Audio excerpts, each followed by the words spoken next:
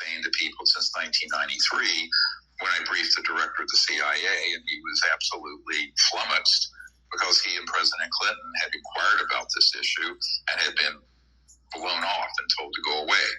Now, fast forward 32 years in 2025, there's enough people now that have concluded exactly what we were saying 30 years ago.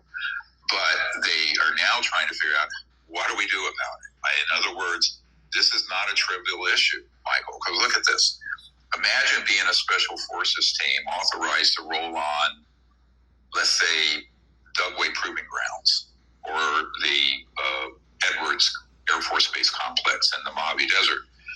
And you roll up on this facility, and they have technologies that are anti-gravity, that are trans-dimensional, that can teleport objects, and that can target your Humvees and your helicopters with a bread box size electromagnetic pulse and scalar generator that will knock everything out of the sky and freeze your motors on all your devices, whether it's a tank or a Humvee or a Jeep or whatever it is. This isn't fiction.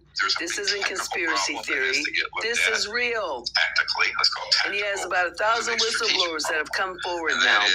This is why this whole top security clearance in the deep unacknowledged special access projects in the transcontinental CIA MIC networks. It would be too catastrophic to release that material. And now they're trying to kind of do it through the system.